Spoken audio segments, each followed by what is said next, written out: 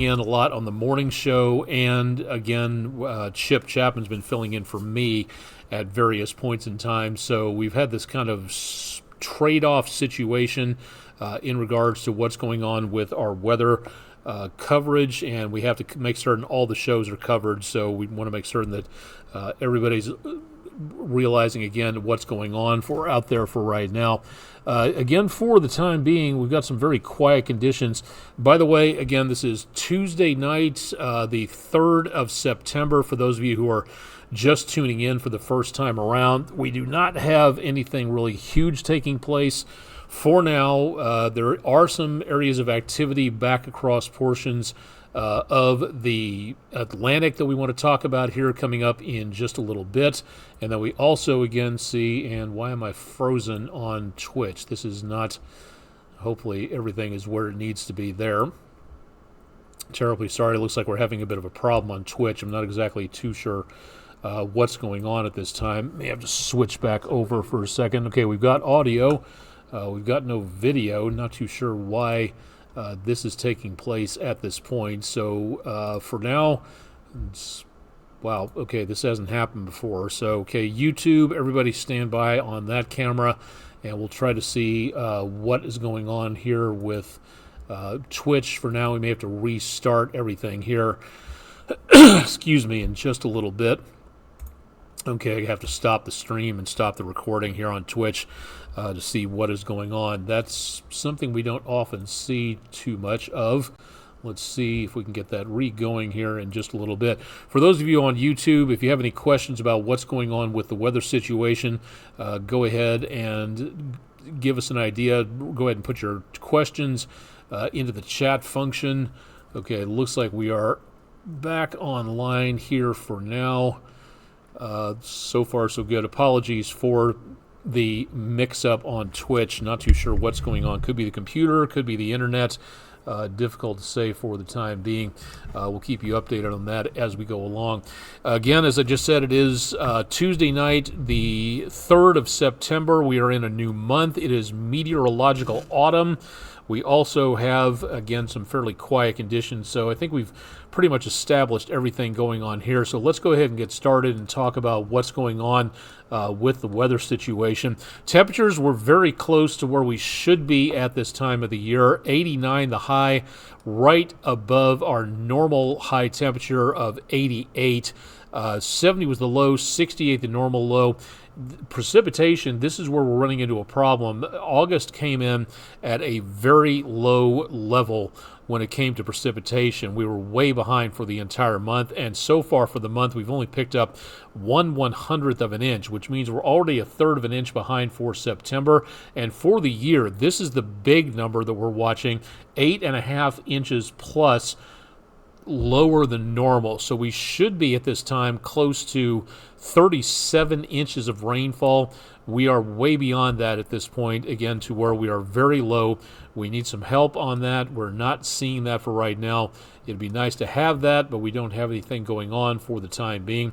Heading off to the school bus tomorrow morning, it will be, again, very much on the quiet side and a few clouds out there, but kind of like this morning, temperatures will be back into the high 60s and probably back into the mid to upper 80s by the time the final bell rings for the afternoon and for the extracurricular activities out there. So for the rest of the day, not seeing too much of anything to be concerned about again for now. For outdoor activities tomorrow, it is going to be very much on the warm side. Once again, as you just saw in the school day forecast, high 80s.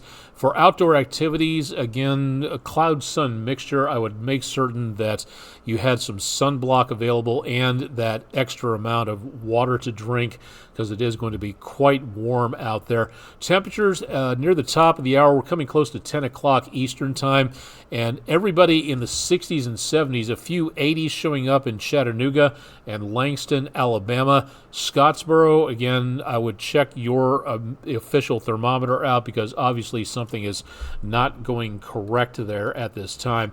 Heading out on the golf course tomorrow, it is going to be a possibility of getting overheated, even though the temperatures are going to be very much on the warm side. Temperatures in the high 80s with clouds coming and going, and winds should be on The lighter side might be a little breezy, but again, not doing too bad out there for tomorrow. Island Cove looking good on the EPB Fiber Optics Weather Cam network. Let me see if I can get a couple of other cameras here before the website decides to fall apart on me again. And it looks like, well, this might be the only view we have right now. Having some tech issues with the control system here. So for right now, Island Cove is about all we get. Sylvester the Spider hanging out for tonight. Apologies for the arachnophobes out there. I should have warned you about that coming on. Temperatures at the airport back in the high 70s.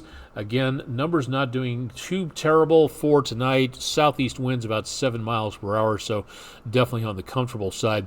We do not have a lot happening where we are. We have the storm system that passed us down to the south, and that's continuing to basically fall apart. We have the potential for more showers, a few thunderstorms over portions of Alabama and Mississippi tonight, but that's about it. That area of low pressure and the trailing cold front has basically just kind of fallen apart. There's not that much left of it. Chattanooga and the News 12 viewing area here, if we hadn't mentioned beforehand, from downtown Chattanooga, WDEF News 12 for tonight. So this front helping to stir up showers and thunderstorms from the Rio Grande to the Atlantic. Our next storm system on its way, that's going to be dropping on through into the weekend, and that might give us the potential of some thunderstorms. The problem we've got is that most of what we're looking at for now is going to be very much on the light side. So tomorrow morning, high 50s to low 60s. Tomorrow afternoon, gray indicates the cloud cover out there, so a cloud-sun mixture. For Thursday morning, again, very much on the pleasant side, back in the high 60s. For low temperatures, mid to upper 80s. A little cooler down here as temperatures remain under those clouds and areas of chances of rainfall. That's where we're seeing chances of showers and thunderstorms. That starts to make its way up our direction as we get into Friday morning.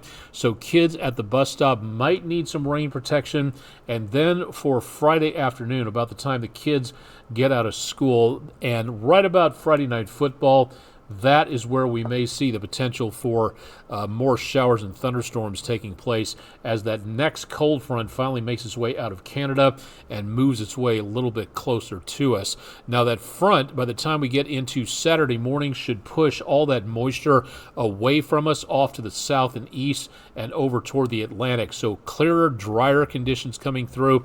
Maybe a bit on the cooler side, but for now, I think what we're going to be looking for is going to be some very quiet and dry conditions, maybe on the warm and dry and sunny side from what it looks like for right now. And then into the rest of the weekend for Saturday afternoon, beautiful conditions, high 70s to mid 80s. And then numbers continue that way as we go into Sunday, so looking very good. That next front should give us the potential of some excellent conditions in here as temperatures remain below normal as we go into the last of the first week of September and the beginning of the second week of September. That's where we get the really good news on the temperatures. We've been triple digits for a lot of days around here. We're getting back to where we should be at this time of the year, and then numbers really start to get a lot more comfortable out there. Now, that's the good news about the storm system that's on its way in from Canada. The bad news, and I really wish we could give you some better ideas for when we're going to pick up some better chances of rainfall coming on through here, but for now, this is not good news.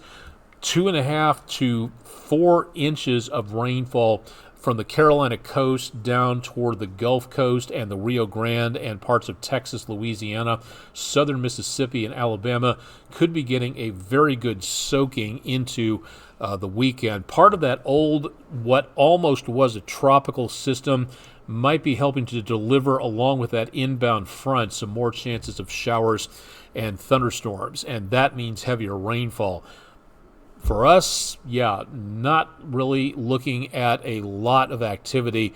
So for Chattanooga and around the area of Knoxville, back toward the Mid-South, up toward the Ohio River Valley, fractions of an inch. If we're lucky, might pick up 1/10 of an inch, and that mainly on Friday. So we don't have much of any good news where we're seeing any potential of heavier rainfall. All of this making its way up this direction might make a dent in our dry conditions, but it is not helping us out anytime soon where it comes to anything drought busting. Numbers are going to stay that way for the next several days, it looks like, and that means we could be heading into some higher wildfire danger. Really hate to say that, but for right now, that looks like that may be about the best possibility. All right, cameras have finally resolved themselves. The Speedy's Total Car Care camera looking around the North Shore, the Tennessee River flowing between here and downtown, and a quiet night tonight. A few folks out on the footbridge, beautiful for a night's walk, and temperatures, again, not doing too bad for this evening. The next couple of days, it will be a little bit warmer with highs back into the high 80s. Just below normal. It will be warm, but it won't be overly hot, so not bad for the kids at school. Friday afternoon and evening, that is going to be our best potential for showers and thunderstorms coming up. A 30% chance for right now. That's what the models are giving us.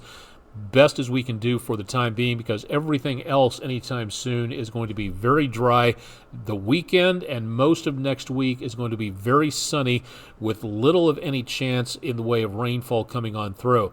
Now, if everything works, we should on average pick up about 11 hundredths of inches of rainfall per day out of the entire year. So for right now, from Wednesday onward, so 1, 2, 3, 4, 5, by Sunday, it's a good possibility if we don't get too much rainfall here, by Sunday, maybe Monday, we are going to be about 9 inches below normal on rainfall and continuing to get worse and worse the longer the rain stays away. This is our best chance of getting rain. It is not helping us, unfortunately, because of the fact that we just need a lot more rain than what we have been seeing, and it's just not going to be improving anytime soon. Forgot to mention again the 7-day forecast, lower section of your screen. Let me make certain I'm pointing the right direction there on YouTube and Twitch. Let's see, Twitch is there, YouTube it's there. I'm working off of 2 different cameras here, so able to stream on 2 different services at once. I don't have the ability to go live on multiple platforms, unfortunately, and Facebook has still locked me out after the hacking attempt, so there's nothing I can do to help out on there either. So next week, again, numbers tumble into the lower 80s, very comfortable through the later part of the week and the weekend, and toward next week we warm up a little bit, but stay right about to just below normal into, again, the rest of the forecast. So looking decent on the temperatures. We're not in the triple digits. We're not in record-breaking territory. That's good news. We just need more rainfall to really help out on more than anything else. All right, that is it for tonight on what's going on for weather. Let's get some extracurricular activities here. Thank you very much, News 12 viewer Lee Ann O'Kelly from Chatsworth, for a beautiful view of a Sea Rock City Today sign on a barn roof in White, Georgia. These are all over the place in parts of central and southern Missouri. I remember them from when I was a kid from a long time ago. So thank you, Miss O'Kelly, for this view for our Langley Roofing weather window picture of the day. If you've got pictures, let's see them. Drop them to our social media pages. Send them to us on email, or just go to our website, wdef.com/photos. We'd love to see what you are seeing out there, and also go ahead and send those in to us so we can send them on to everybody else by on air or online. All right, for the next couple of weeks, this isn't happening anytime soon, but something to mark your calendars for. A lot of people think that NOAA only talks about climate change, and if we get rid of NOAA, we'll be improving the climate change hoax situation, of which there is none. It's not a hoax. It's actually happening. But a lot of people think if we get rid of NOAA, we have nothing to worry about, and everybody will stop talking about climate change. That's one of the dumbest things that I've ever heard of in my entire life as a political strategy or to promote science of a certain nature, if it even does come close to that. So, what does NOAA do? They operate the National Weather Service, among many other things, in order to help keep you safe, to promote promote safe commerce, to make certain that business flows along. If those of you who are capitalists out there, if you cannot get your product to market, that's a big breakdown in the chain of supply and demand. And NOAA helps to make certain that people on the road, people who are flying cargo planes and shipping vessels and doing everything possible to make certain that everybody stays safe where the weather and the climate is concerned, the National Weather Service is just one of those things. If you live in this area, if you live around the News 12 viewing area, Southeast Tennessee is covered by the National Weather Service in Morristown, Tennessee at 5974 Commerce Boulevard in Morristown. In about 3 weeks, the National Weather Service will be holding an open house. These are rare. They don't happen a lot. If you would like to see more about what NOAA does, up close and personal, ask questions of the meteorologist, the hydrologist, the operations specialists, the warning coordination meteorologist about what NOAA does through the National Weather Service, here is a golden opportunity for you to be able to see more about what goes on. This is a great opportunity. Please take advantage of it. Show up. It's free. No alcohol, no animals except for service animals. There's a lot of other rules. You can find out more at their website or at our website. Scroll down beneath the forecast information, and you can find out more at wdef.com /weather. All right, next couple of weeks, couple of great events coming up if you'd like to check them out. First of all, a star party from the local Barnard Astronomical Society will be taking place this coming Saturday, September the 7th, 7:30 to 11 p.m. Again, this is weather dependent. If you'd like to know more, you can go to their website. This will be held at the Cloudland Canyon State Park in the Disc Golf area, Rising Fawn, Georgia. Now, very important note here, the events from BAS are totally free. The parking at Cloudland Canyon is not. That's $5 parking per vehicle. Got to admit, for $5 and being able to see some really cool stuff through the telescopes and binoculars and spotting scopes, that's a nice price to pay to get your kids and hopefully yourself interested in astronomy. So that's coming up this Saturday, the 7th, from 7:30 to 11. If the weather is foul and they have to cancel, they will make an announcement through their social media pages and on their website, so stay tuned for more there. Now, a week after that, on the 14th, the same group will be holding an observing event at Greenway Farm, 5051 Gan Store Road in Hickson, Tennessee. This is called International Observe the Moon Night. Big deal. You say, I can observe the moon anytime I want to if I just want to walk out at nighttime at certain points of the night or the day. Well, yeah, technically that's true, but this is a night that is set aside for the promotion of astronomy and to promote a little bit more about what's going on with science. And astronomy is a very cool science. And to observe the moon and to post about it on social media, great opportunity to be able to look through the scopes, let the kids see a little bit more about what goes on, very close-up views of the lunar surface. And again, if you haven't, as it says here, if you've never looked at the moon through a telescope on their website, be prepared to have your mind blown. It's very cool to see that close up and to take pictures and to observe that and to post it on social media. This is a special night that celebrates astronomy. Your opportunity to take advantage of that and to see what's going on out there. Thank you, Barnard Astronomical Society, for holding these events and helping people to get a little bit more knowledgeable about what's going on in the skies above us. Now, this information comes to us from the email update, What's Up in Space. Thank you, curator, on that, Tony Rice. In the next few weeks, a comet which was discovered a few weeks ago, this right here, or about a year or so ago, I should say, this is something to really take a look at because it is very neat to be able to see the changes in the heavens that take place. This is not a harbinger of doom. This is not anything to take a look at in the way of a portent of something foul happening, which is what people thought when comets appeared in the sky a long time ago. Nowadays, it's an event that we can all study and enjoy and have a good time learning about astronomy. Well, in the next few weeks, Let me see if I can get this per minute here. Okay, this is Comet C/2023 A3. Let's see, Chuchin-Shan Atlas, named after the discoverers or the observatories that, again, where the comet was discovered. This could be one of the brightest ones we've seen in years, even brighter than C/2020 F3 Neowise comet back in 2020. And this, you'll know it probably as Comet C/2023 or Comet Atlas, because that's a more catchy way of hearing about it in the next few weeks.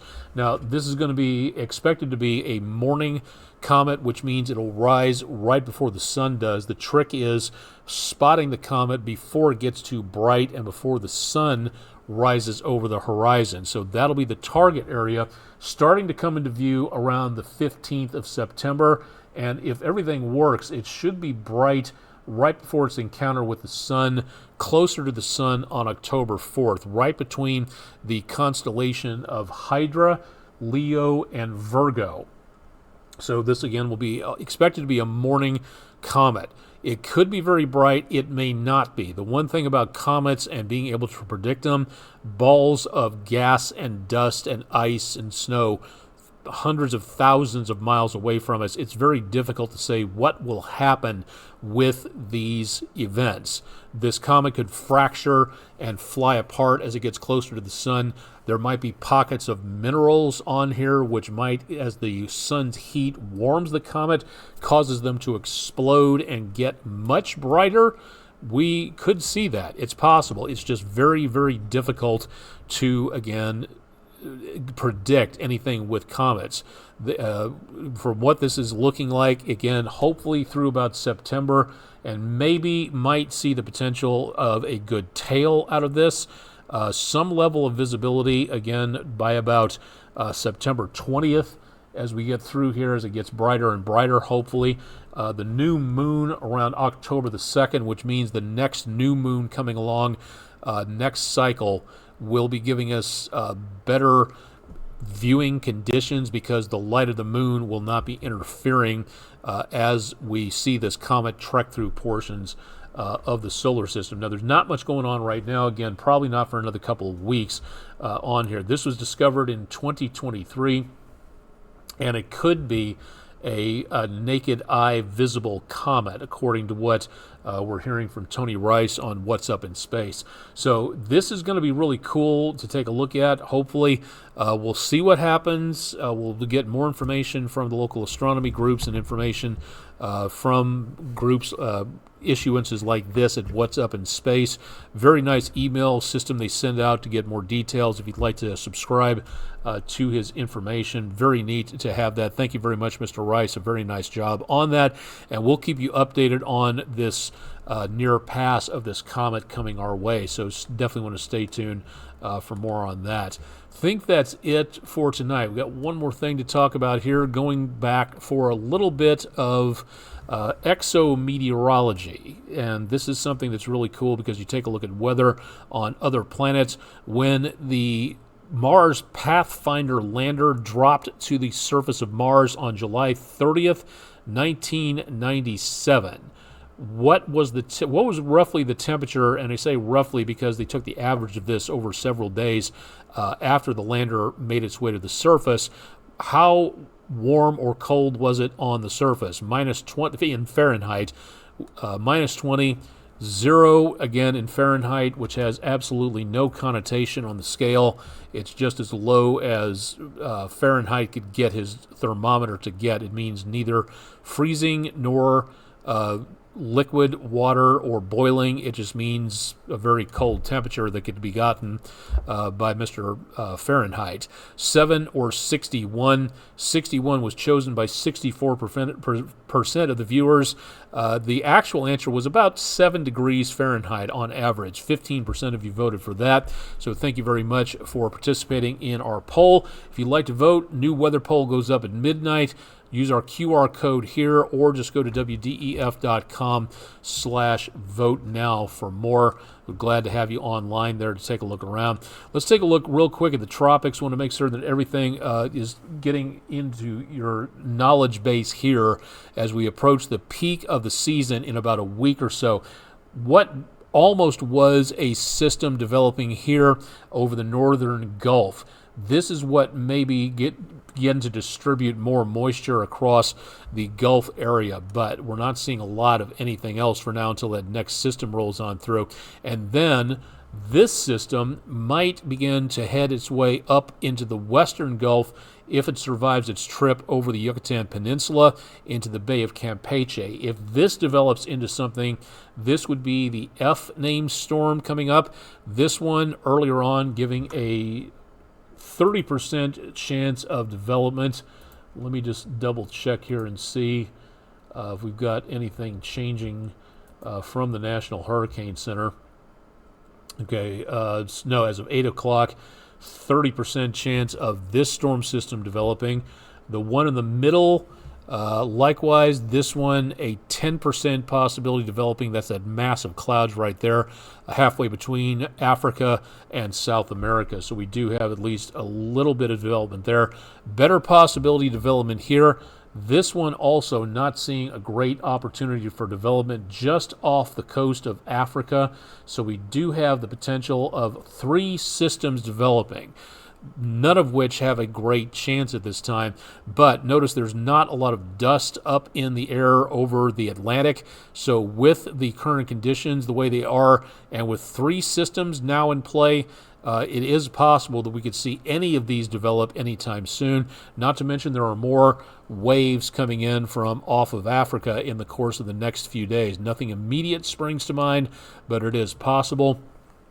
So we will be watching all of these with a lot of interest. Either way, what does this mean? It means that if you're heading anywhere to a coastal area, the beach, out into the ocean on a cruise, anything like that, you really need to watch and see more about what is going on when it comes to these systems. It's time to be very weather aware. We're on the ramp up to the peak of hurricane season, which happens next Tuesday. That's the midway point between June the 1st and December the 1st. So we're almost at the halfway point, but we haven't so far seen more than 3 systems. Earlier on, we had a couple of those out into the Atlantic. That, again, could also be a possibility at just about any point in time. We'll see how well this actually progresses in the next few days. But once again, please use caution, common sense, be weather aware, stay tuned to the National Hurricane Center, and keep it tuned to us here at News 12. And we'll keep you advised as to what we may be looking at in the course of the next few days. Again, for right now, not seeing a lot of development, and also right now we are kind of running out of dust. We don't have a lot out there. The next big pulse of dust looks like it's going to be staying close to northwest Africa, up around Morocco and into and around the Canaries and the Cape Verde Islands. So with lack of anything involving dust to filter out the sunlight, we might see a lot more activity very, very quickly. So we'll see what happens there with that into the next several days. Think that should do it for tonight. Again, apologies for the technical issues.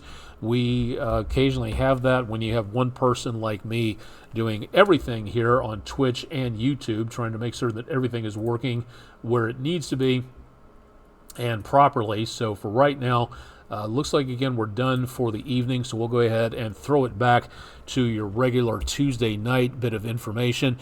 Questions, concerns, ideas, anything like that, you can reach us through our website, wdef.com/weather. You can email me at aonic@wdef.com, and of course I'll be on all these social media pages. You can reach News 12 through Instagram, Twitter, and Facebook if you'd like to tune in for more there. And of course we post all of our replays of Weather Overtime at our website. You can reach us at wdef.com/weather if you'd like to find out more about what's going on there. I'll have more in your forecast tonight on News 12 at 11. Chip Chapman will have more in your forecast bright and early coming up tomorrow morning starting at 5 a.m. and also have more on your school bus forecast, getting the kids and the students back to the classroom for tomorrow.